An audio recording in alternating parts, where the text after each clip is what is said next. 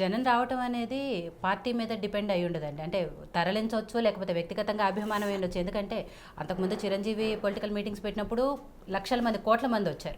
ఇప్పుడు పవన్ కళ్యాణ్ మీటింగ్లప్పుడు అలానే వస్తున్నారు. సినిమా నటుడికి వేరండి. ఒక సినిమా స్క్రీన్ మీద ఉన్న హీరోని ఆ క్రేజ్ చూసి విపరీతంగా వస్తారండి జనం.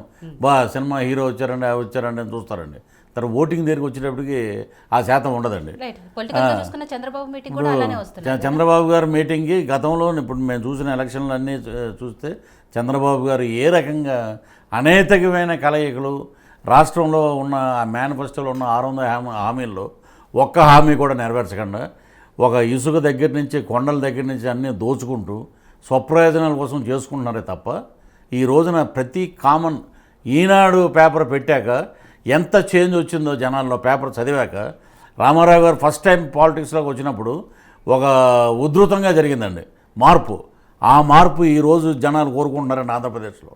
ఎందుకంటే ఈ 2017లో మొదలైన పాదయాత్ర నవంబర్ 6 ఇడుపులపై నుంచి ఈ రోజున 3000 కిలోమీటర్లు దాటిపోయి సంవత్సరం దాటి ముందుకెళ్తున్నాడు నాయకుడు. ఒక 1/2 కిలోమీటర్లు మేము షూటింగ్లో నడిస్తేనే, జనరల్గా నడిస్తేనే పబ్లిక్ మా వల్ల కాదండి. 46 డిగ్రీల ఎండలో రోహిణీ కార్తిలో నేను ఎంటర్ అయ్యానండి పాదయాత్రలో. ఒక 6 కిలోమీటర్లు నడవంగానే నాకు చుక్కలు కనపడినాయి. అటువంటిది మొక్కవోని దీక్షతోటి వెళ్ళిన ప్రతి చోట ప్రజలను అడగటం, మహిళలు, చదువుకునే స్టూడెంట్స్, రైతులు, డ్వాక్రా బాధితులు, అక్కడ ఉన్నటువంటి లా అండ్ ఆర్డర్ గురించి, మాకు రావాల్సినటువంటి వనరులు రావట్లేదు, ఆరోగ్యశ్రీ లేదు. ఈ రోజున చూస్తేనండి ఎడారిలో మనం భూతద్దం పెట్టి చూసినట్టు ఆ కుయ్యి కుయ్యి అనే అరిసే అరుపు ఎక్కడా కనపడలేదండి, వినపట్టలేదు. కనపడటం వదిలేసండి, అవి ఎక్కడో మూలపడిపోయినాయి 108 వెహికల్స్ అని. ఈరోజు ఆరోగ్యశ్రీ కార్డ్స్ ఎక్కడా లేవు. మీరు ఏదైనా పచ్చ మీడియాకి సపోర్ట్ చేస్తే మీకు ఏదన్నా ఒక అవకాశం ఇస్తున్నారు, అది కూడా లేదండి.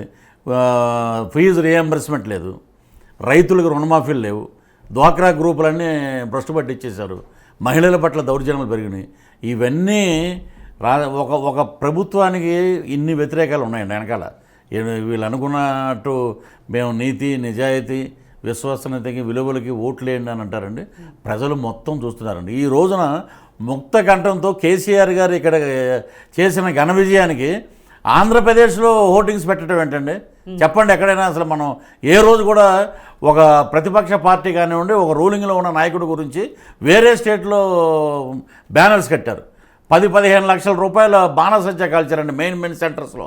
అన్నవరం లాంటి సత్యనారాయణ స్వామి టెంపుల్ దగ్గర 1000 కొబ్బరికాయలు కొట్టి ఒక 2 రోజుల ముందే కేసీఆర్ గారు ప్రమాణ స్వీకారం చేయాలని చెప్పున్నారు.